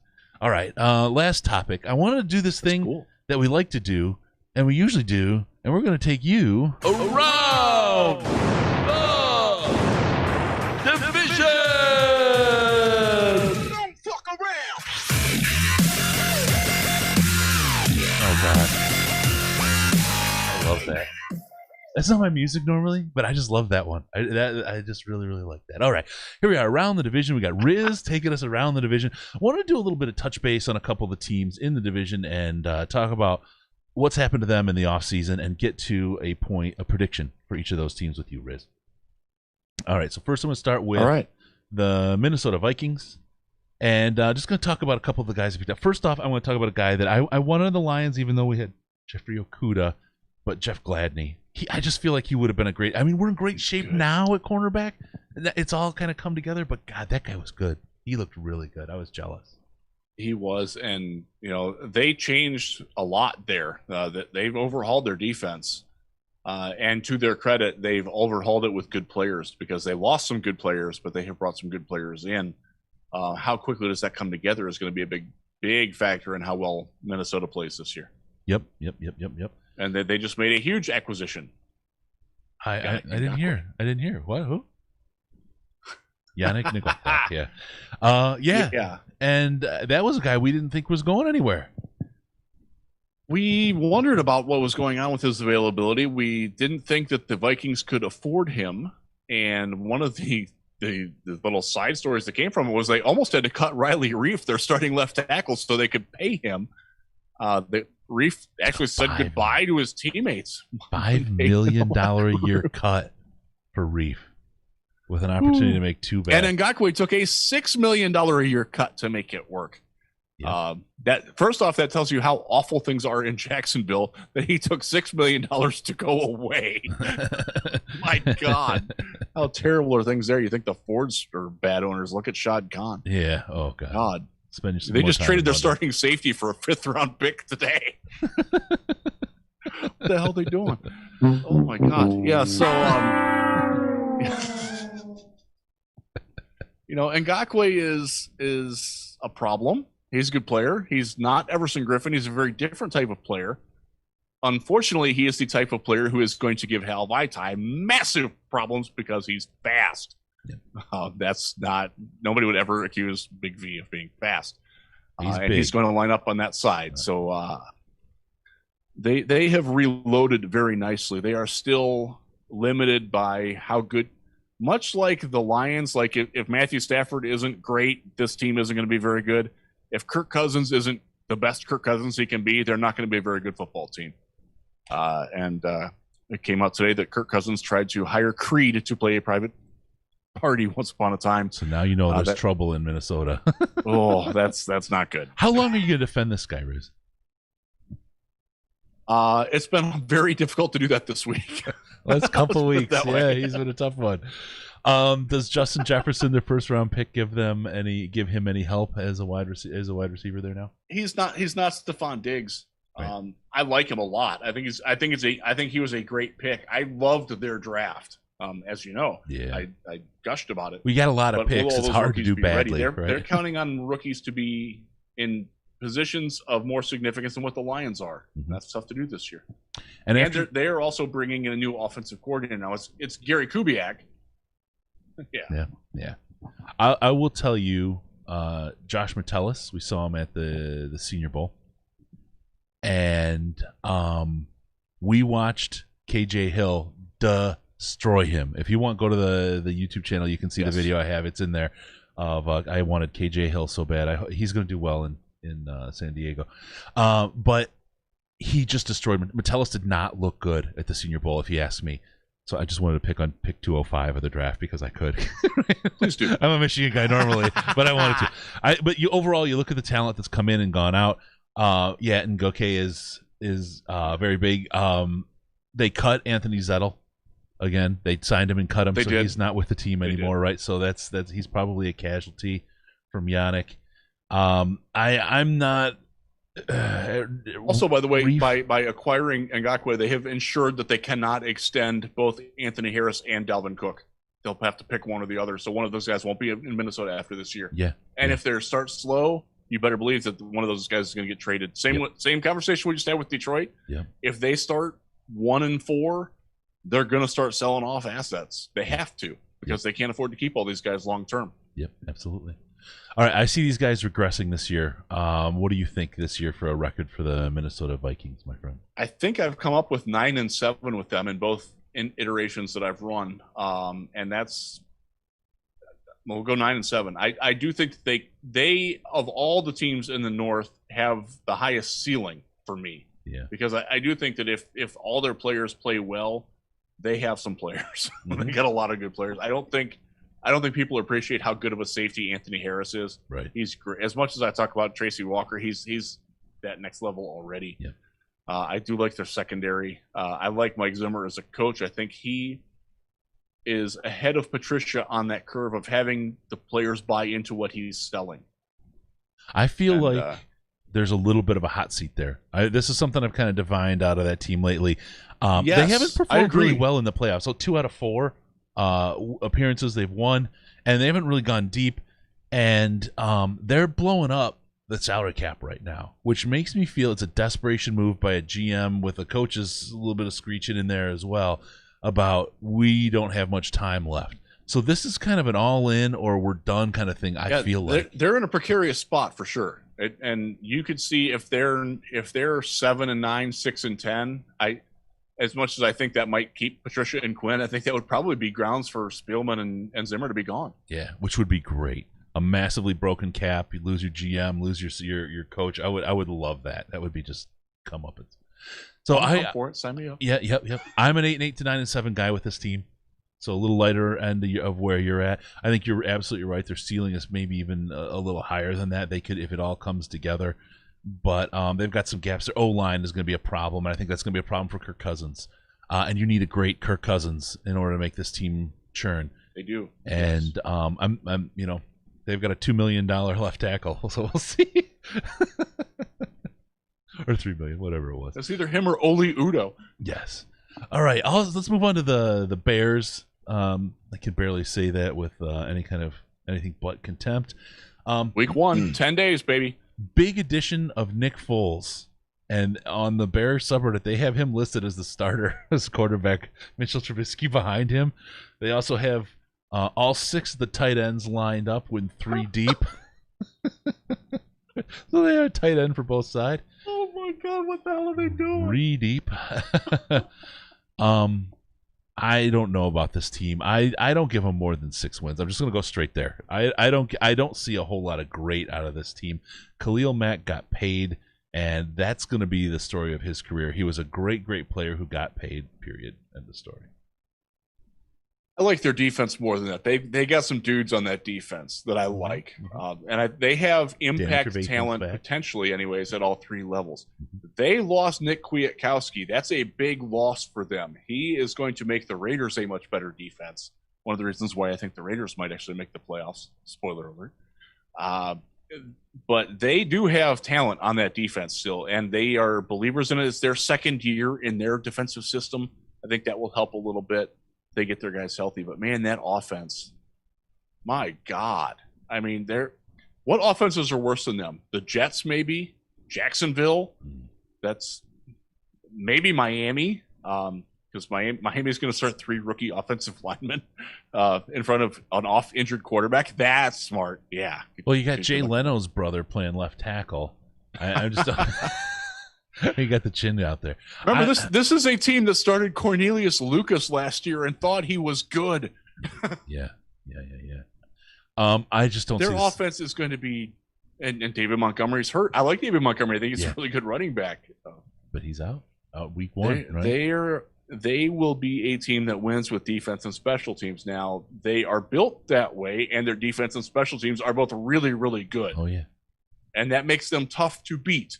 If their offense doesn't beat themselves, they're going to win some football games. The fact, though, that's the scary part. They have Danny Trevathan back is a big deal for them, I think. He's really good. Yeah. I think, though, I would watch. He hurt that arm in the Lions game, if you guys didn't realize it. I saw it immediately. That it took the announcers. I was like, because it was, it was gross. Just hanging there lifeless. And yeah. I would watch that this year. That's the kind of injury that can be a recurring injury or can be tweaked again and really be a bad deal. It's an ugly one. I'm not saying I want him to be hurt, right? But I'm just saying he may not be that same Danny Trevathan because of that the way that injury plays out. We'll see. He's a hell of a player. I'm sure he's mentally stronger than the injury was, but physically we'll see what happens out of that. But their defense is stout. Without Danny Trevathan, he's a big player. He's a big part of that defense, though.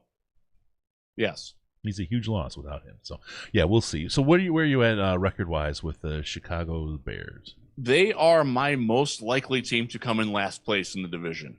Ooh. I'll put it that way. I can see them going 8-8. I think that's their absolute ceiling. I don't think that they can get more than that with the quarterbacks that they have. If Nick Foles was going to be an upgrade, he'd be starting, and he ain't starting. And just looking at their offensive line, and I'm looking at their depth chart now. Ugh, oh my God. Them tight ends, though. Those are backup linemen right there in that list of 6 tight ends. Let's go through their tight ends for a second, because some of these guys are pretty interesting. They have Jimmy Graham, who I think we all saw last year in Green Bay sucks now. He's like seaweed. He's getting by on name value more than anything else. He's seaweed over there, washed right up. Go ahead. It's a dad joke. They've got Cole Kmet. Yeah. I don't hate Cole Kmet. I think he's going to be okay, but he's a rookie. Yep. We all know the rookie tight end curve because we're playing that card with that Hawkinson. Who's way better. Their best blocking tight end is Demetrius Harris. I saw him in Cleveland last year. He was known in Kansas City as Incompletrius Harris, and it fits. That's all I'll say about What a great name. It's the best nickname in sports.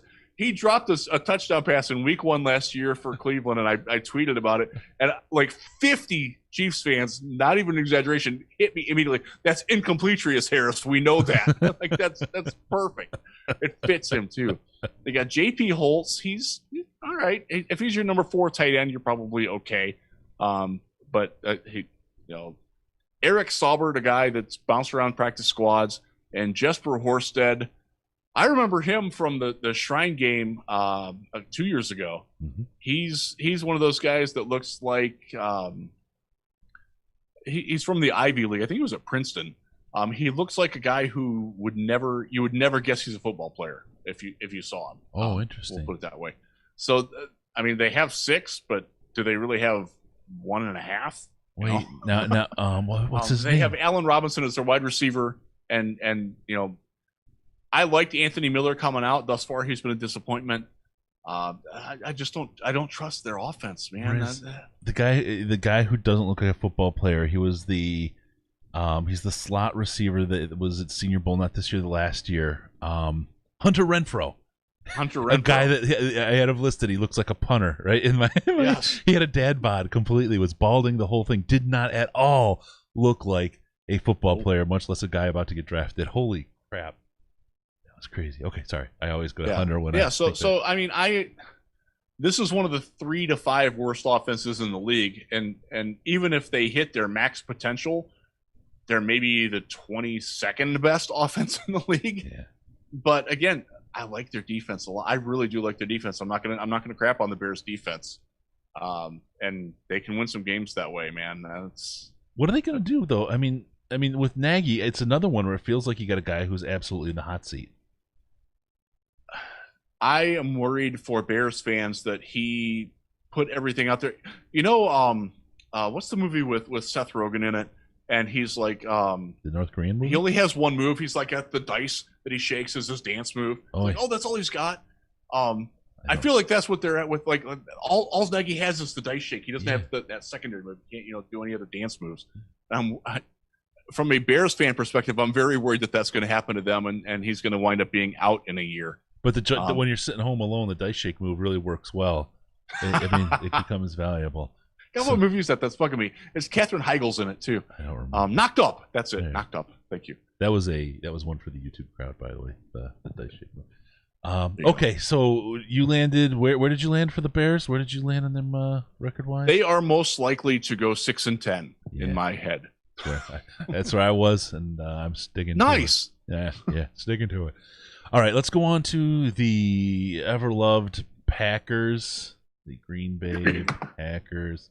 Let's talk about some of the pickups. I mean, number one, probably the most brilliant move of the draft, picking up a backup for Aaron Rodgers, maybe the guy to supersede him this year, Jordan Love. Saw him at the Senior Bowl. This guy is a penultimate. He's a quarterback. He is like the cardboard cutout. He is the guy, when you say quarterback, you think Jordan Love. I say quarterback, you say Jordan Love. Quarterback? Oh, what? No one's doing it? I just think it's awesome that they didn't like DeShone Kizer enough that they drafted the second coming of him in the first round. I don't understand. This is a team, had they had a good draft, they could have run away and hid with this division with a good draft. Yeah. Instead, they took a quarterback that won't play in the first round. In the second round, they took a running back who's not going to play much. And in the third round, they took a fullback from Cincinnati who's converting from tight end. I'll tell you what they took. They took a dump on the kitchen table. That's what they took. They did. Horrible. Oh my God. We talk about the other guys being like worried about their job. He should be worried. You cannot have a draft like this and not worry about your job. This is a draft that you have if you're Jacksonville right now and you're trying to build for something to win in 2022, 2023. Yeah. This is a team that's built to win now, and that window is closing. Their big offseason acquisition is Rick Wagner. We know how that's going to go for him. And he's been signed. He's been signed. He's good. He's on there. Hard to go. So in all full disclosure, I do think that Rick Wagner is due for a bounce back season. I don't think he's nearly as bad as he was last year. I think he played hurt, and I'm hopeful that it waits another year after they're done with him. Yeah. Their big addition on defense was Christian Kirksey. I know Christian Kirksey very well from Cleveland. He's a wonderful dude. He's going to help their locker room. He's a firebrand leader. He gets hurt all the time. I think he's played in 12 games in the last 3 years. Yep. So, yep. They're not better than they were last year. Now, they were really good last year, but can they carry that over? Are all the guys who contributed for them last year going to be able to do what they did last year? But let me ask you. They lost Brian Bulaga and picked up Rick Wagner. It's obviously that's definitely a downgrade for this team. And you're introducing like a lack of just a new person, right? I don't know about this team. I don't know what they've done. I mean, I don't know. I don't know what they did. I'm looking at their depth chart now. Yeah. I mean, their starting 22 is really good. Beyond that, I mean, they got some guys that aren't even on the Lions practice squad in their second team. Yeah. Yeah. And their backup, their top backup linebacker right now is somebody named Randy Ramsey. I will freely admit I have no idea who the hell Randy Ramsey is. He's like number 48 on their depth chart. Right. I mean, so that's like a Miles Killebrew, right? Who's like 53, 54 for us. Right. They're one Preston Smith or Zadarius Smith away from playing and us learning who Randy Ramsey is. Now I have to look it up. He's a defensive end from Arkansas, an undrafted free agent who was on their practice squad last year. I did not know that. I learned something tonight. So this team's floor, I think their floor is actually third place in the division, to be honest with you. If things don't go I will well, say this, they will not win a single game that Aaron Rodgers does not play. Yeah. As we say, if we see Jordan Love, write it off, right? And Aaron's been going down every year. And he's been getting hurt. I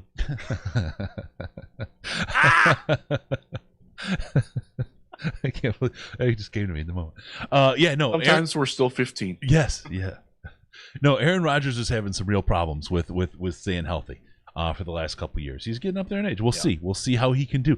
Jordan Love is not the solution. You're right, they will not win. If things go awry for this team, it will all come undone. And I see them easily being a third place team. I don't see them as being as bad as the Bears. I just don't see that happening, but I don't see them being They're another team. Their defense, I think Lions fans underappreciate how good their defense is. When they signed Preston Smith and Zadarius Smith and paired them with Kenny Clark, damn, that's really good. Yeah. That's some good stuff right there. Yep. Jair Alexander, one of the best young cornerbacks in the game. They seem like they're finally hitting on some of their safety draft picks. They spend a second-round pick every freaking year on their secondary. They've hit on a couple of those guys. So I think their defense gives them a higher floor than Chicago. Mm-hmm. But you're right. They are very delicately balanced on the precipice of falling way the hell off. Yeah. So they are one of the high variable outcome teams. If you're looking at it as from a gambling perspective, I think their over under is 9.5. It might be 10. I'd be real tempted. They're not. I don't think they're going to go 10-6. I think they're either going.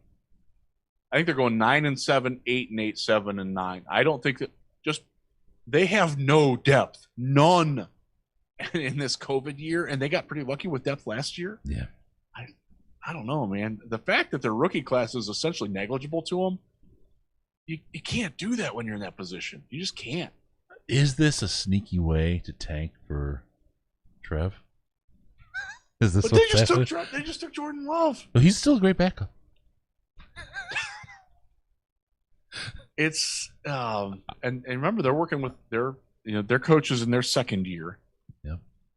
This is interesting. I see them. I'm not going to count them out. I see them as a 9-7 team this year. But boy, the wheels could come off that wagon faster than anything you've ever seen. Yes, they could. Win. If this team starts slow, look out below. Yeah. Because I can see Rodgers, as much as we like to get on him, he is a guy who will tap out if it's not going well. Yes. And we've seen that before. That's how we've seen how Deshaun Kaiser sucks. Yeah. Because when they were losing, what was it? They were down 20-0 at halftime. Yep. The Lions came and Rodgers like, screw you guys, I'm going home. He went and spent the last 30 minutes sipping a beer out of a glass. He did. And then claiming he chugged it. That's a very dangerous position to have. You're the leader of your team and a guy who is known to be like that. Yep. A guy who's known that his teammates don't always like him. Or his family. Yeah.